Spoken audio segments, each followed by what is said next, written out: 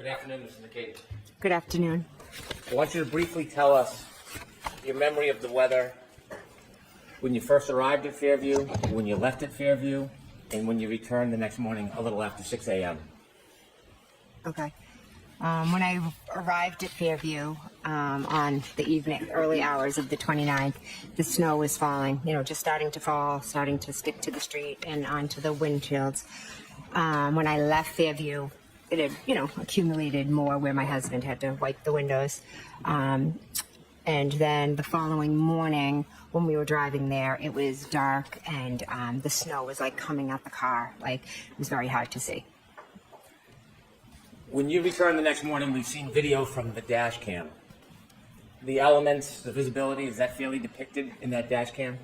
Yes.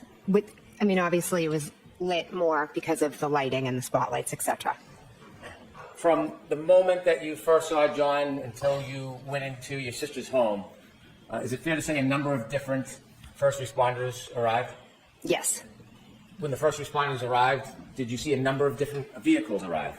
I did, yes. Did any of them have their sirens on? Not that I recall. Ambulance, fire truck, police cars, do you remember ever any siren on at all? Not that I recall, no. And your sister and brother-in-law, you described how you went in the house and woke them up. They never came out before you woke them up? No, they didn't. There was a house right next to where you found John before 34. Do you know what address that is? I would assume it's 32. Did you ever see anybody come out of 32 Fairview and come over to John in the scene to help out? No. Across the street, there's a house that's in between 32 and 34 if you cross the street? Yes. Did you ever see anybody come out of that house and offer assistance and help? No. There's a house right across the street from 34 Fairview, isn't there? Yes. And did anybody ever come out of that house and come over to assist? No. When you were trying to help John that moment, have you ever been trained in emergency aid? Probably 25, 30 years ago. Your state of mind. Best describe how you were feeling at that moment as far as your focus and what was going through your mind. I was shocked, confused, nervous, scared, anxious. My friend was lying there on the ground. I had no idea what happened. All I wanted to do was to get help for John, and as fast as I could. You saw her in the dash cam. You spoke to a number of different people in law enforcement. Yes. In fact, during that day, a number of different people from law enforcement, did they call you? Objection. I'll allow that. Move along to Mr. Williams. Did a number of people call you from law enforcement that day? On the day of the 29th, Yes. Michael Proctor called me. Did you speak to law enforcement after that day? Yes. Were you asked to engage in interviews? Yes. Were you asked to testify in front of grand juries? Yes. Were you asked to come to court and testify? Yes. Did you ever, once, refuse to speak to the police? No. Did you ever once refuse to testify? No. When you were speaking to the police on that dash cam, just to pick on the dash cam, why were you speaking to the police? Well, each officer that arrived had a set of questions of who it was, what happened, etc. So I was answering all the questions because my main focus was John. Did you ever try to be evasive with the police? No, I told them everything I knew. Did you ever try to avoid speaking to them? Did you ever hold anything back from the police when you spoke to them? I'll allow that, and then let's move on, Mr. Williams, please. No, I didn't.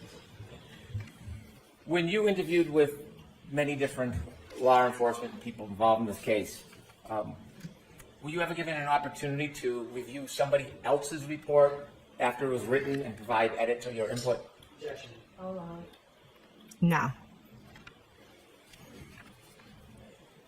When you testified, are you testifying from what somebody wrote? They interpreted what you said months or years ago, or are you testifying from your own memory? Objection. I'll allow it. I'm testifying from my own memory. You called 911? Yes. And that morning when you called 911, well, let me ask you, do you wear an Apple Watch? I do have one, yes. When you were speaking to 911 that morning and during that event, how did you feel? Extremely nervous, anxious, scared, uncertain. Do you think Panicked. Do you think your heartbeat was up? Yes.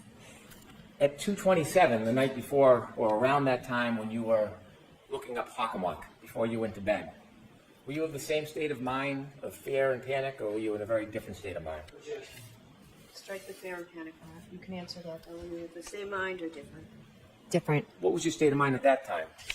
I was relaxed, just playing on my phone, looking up things before I went to bed.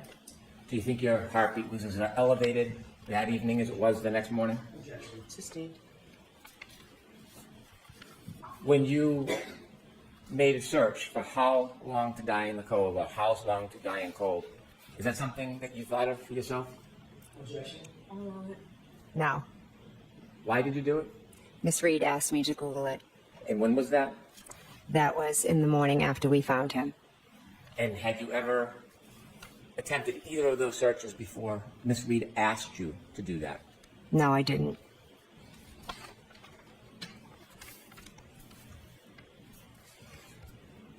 You were asked questions about the next day when you visited the O'Keefe home. And you read some records. Do you remember those questions? Yes. Do you remember going to the O'Keefe home? I do, yes. You went with who? With Carrie and our 2 daughters. You remember how many hours you spent with the O'Keefe family? I don't remember how many hours, say a few. Was it over 3 or 4? Could have been, I'm not sure.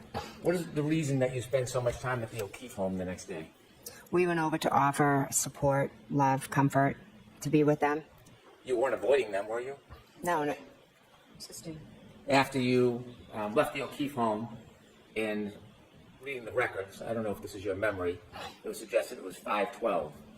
Do you remember going to Fairview? I remember driving by Fairview on the way to Mike Lank's. When you went to Fairview, you asked questions about when you stopped by, whether that meant you went in or were outside. Do you remember whether you went in or were outside? We never went in. Have you seen your phone records that there are no calls to your sister when you went by Fairview at that time? I haven't, no. And when you went by, you were asked about that. In fact, you had been asked about that before, hadn't you? Whether Yeah. you stopped by? Yes. And Attorney Jackson showed you part of that statement. Yes, Did you, when you were saying that's part of the statement, did you read the whole statement to yourself? I did. And to put that in completeness, had you, under oath, talked about the fact that you went by that day? I'm confused by your question. Okay, may I approach? Yes.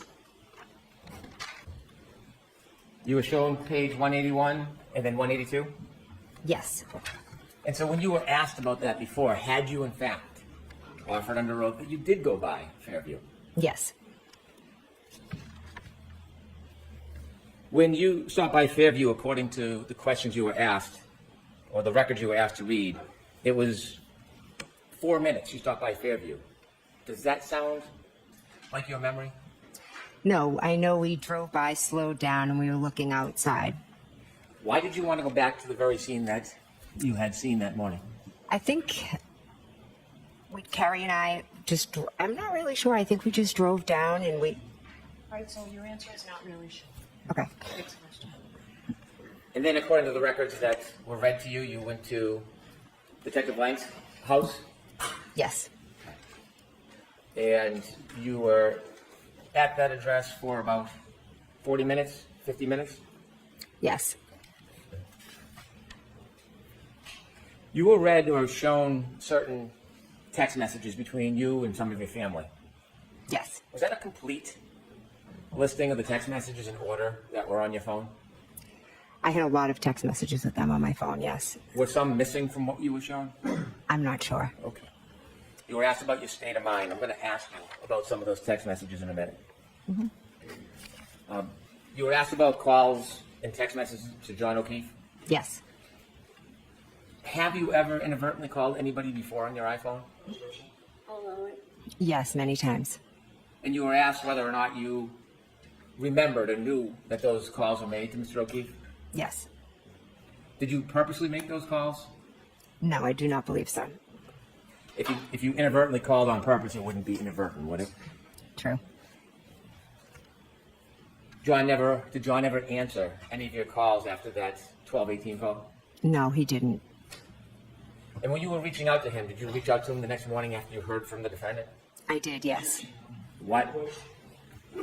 Next question, Mr. Gordon. Why were you reaching out to him? Because I was trying to get in touch with him. Because Miss Reed said he didn't come home.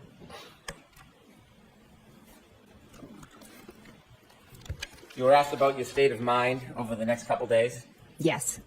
and I'd like to ask you about some of the text messages reflecting your full state of mind over the next couple days. This has to be really brief. All right, jurors, you're about to hear some evidence. And remember, I told you this morning that before you consider any electronic communication in your deliberations, you must first find that it is more likely true than not that the person who authored or created or sent, transmitted this communication was in fact the person alleged to have done so. If you do not find it is more likely true than not that the person alleged to have transmitted, created these messages, then you may not consider the electronic communication in deciding this case. And remember, what you're about to hear, you're not to use for the truth of the statement. It goes simply to the state of mind of Ms. McCabe at the time of the message. All right. Go ahead, Mr. Brennan. Thank you. May I approach with the clock for the witness? Yes. When law enforcement asks for your phone, was there any requirement you give that to them? Sustained. Did you voluntarily consent to give your entire phone to law enforcement? I'll allow that. Yes, I did. I handed you a document that reflects your text messages from that morning and the next day. You were asked about some of them on the screen. Do you remember that? Yes. Okay. And you were asked how that affected your state of mind and the decisions that you were making. Yes. I want to read along, and I'll indicate if you look at the number on the left, and then I'll read it, and you can let me know if I read it accurately. Okay.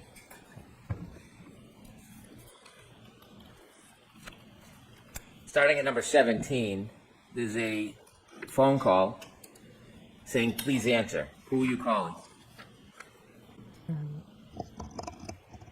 I'm sorry, where does it May I say? approach? Yes. Oh, that's the number right This there. would be the number. This would be the calling. This would Okay. be- Okay, so it's John O'Keefe. Okay. Thanks, sorry.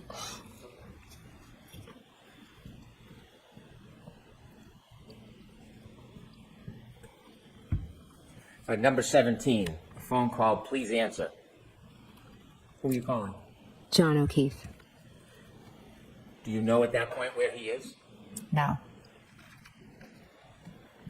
459-49, number 18. Karen is worried. We need to find you. John O'Keefe. 504-40, number 19. Please answer so I know you're okay. Who are you calling? John O'Keefe. Number 26, 515-41, 129. Okay, I'm trying to call people. I'll be in touch soon. Do you know who you're calling? I don't recognize the number. What are you thinking at this point? I'm trying to find people. I'm trying to call people so that I can try to find John.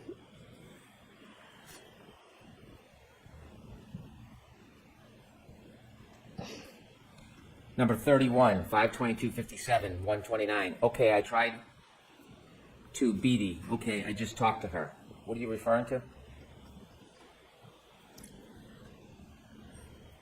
I don't know whose number this is. Okay.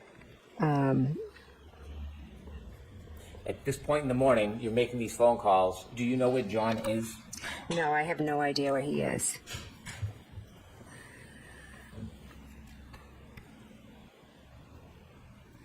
Turn to number 48, 129-22 at 8:44. You're texting any update. What is your state of mind? Which number is this? Number 48. 48.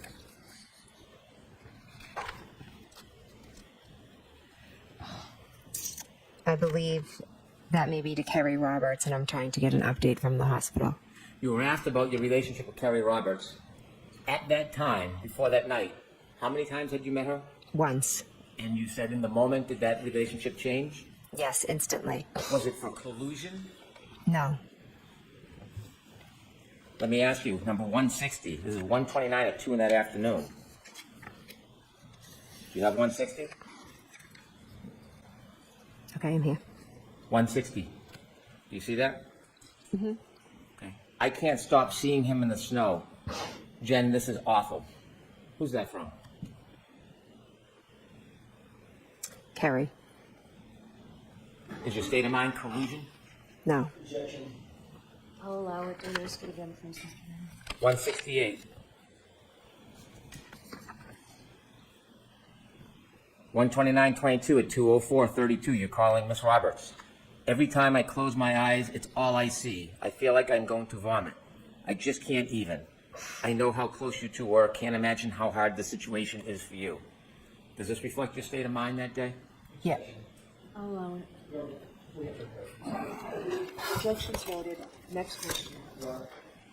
You need to approach this particular test. Come to cyber.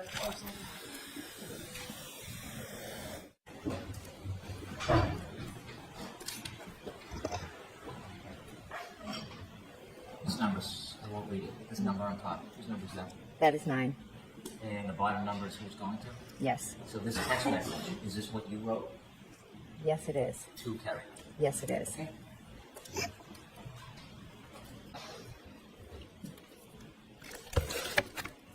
I won't read that last text message again. However, it is correct that that text message was from you to Miss Roberts, number 168. Yes, it was.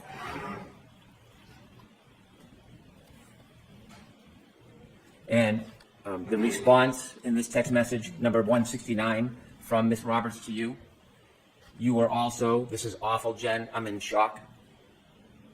Yes. Number 170. And this one is from Miss Roberts to you. 129.22 at 2:05:45. I literally am having wine. I don't know what to do. Calm down. Yes. 171 at 2:06:35 on 129.22. From you to Miss Roberts. I know I am definitely in shock and it keeps hitting me. I just feel so sick. Is that accurate? Yes. I'm going to read one more. 172. And this is from Miss Roberts to you at 2:13:41 on 129.22. I don't know what to even do. I'm so sorry for both of us. Is that accurate? Yes. Number 175. Again to Miss Roberts, 2:14:15, 129.22. Do you text, I talked to Peggy, I am devastated for them? Yes. And did you follow up seconds later at 2:14:56 on 129.22? I am so sick to my stomach. Yes.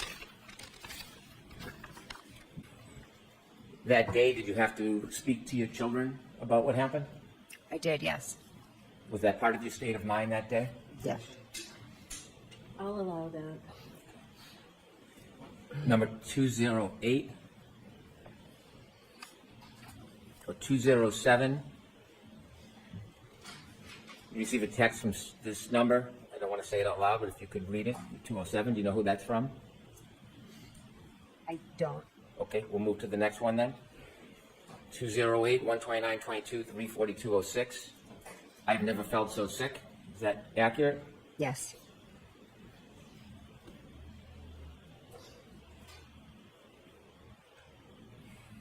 Number 210, 433.40, 129.22. You text messaging somebody? Yes. Do you know who that is? I don't, just off of the number. Okay. And this text message, is this from you to somebody? Yes. My mind is racing. I have that awful feeling in my gut like I'm about. I'll allow it. Sent by this witness, allegedly. My mind is racing. I have that awful feeling in my gut like I am about to puke. Besides seeing the awful image, trying to wrap my head around what happened to him. Is that accurate? Yes. 213. This is on 129.22 at 438.20. Do you know who was texting you? Yes. Who? My friend. Once things settle, you need to talk to someone and process the trauma. And then 214, you respond, 129.22, 440.38. I have been shaking since this AM. I feel so sick. Everything started to be a blur. and all run into each other. Yes. And this is at 4:40:38 at 1:29:22. Yes. And during that day, you've spoken to law enforcement Yes. and the days that follow. Yes.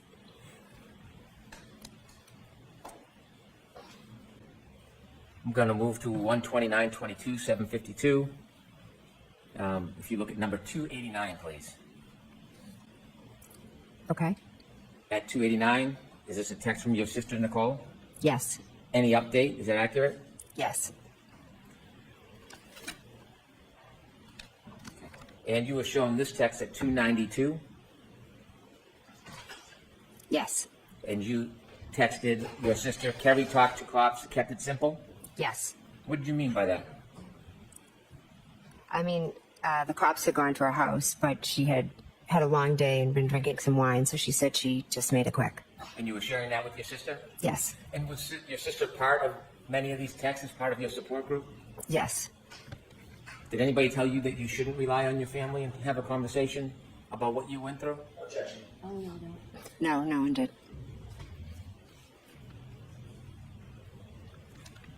And during that text time, the one I just read to you was at 7:54:38.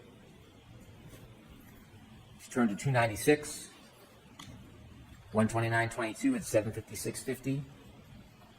Did your sister text you, okay, try to get some sleep, talk tomorrow? Yes. And did you text back at 7:57? Yes, but don't feel pressure? Yes. And the next one, 298 at 7:57:07. Was your sister asking you for any updates? Yes. And at 7:57:13, did she text you, I love you, don't beat yourself up, you did the best you could? Yes. And just a few minutes later, number 308, please, 1:29:22 at 8:01 p.m. Mm-hmm. Did your sister again write to you, okay, text me in the AM if you hear anything later? Yes. You continued texting with her? Yes.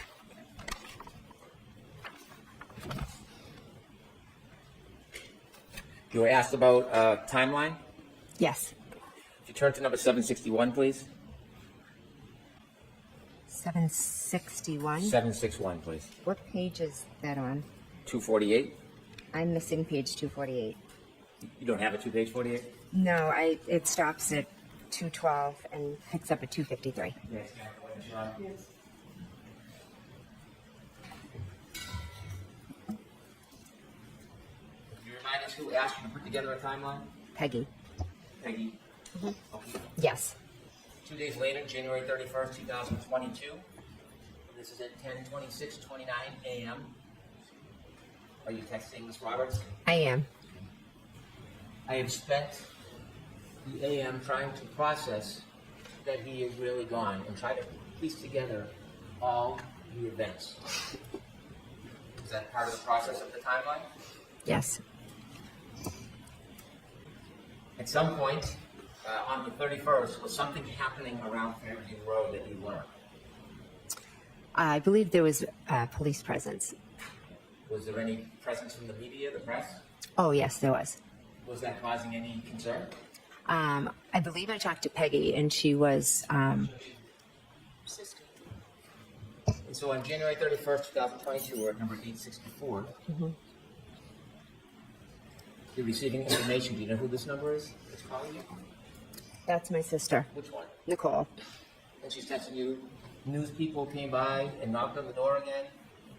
They're all leaving now, Peggy and them left about 15 minutes ago. Yes.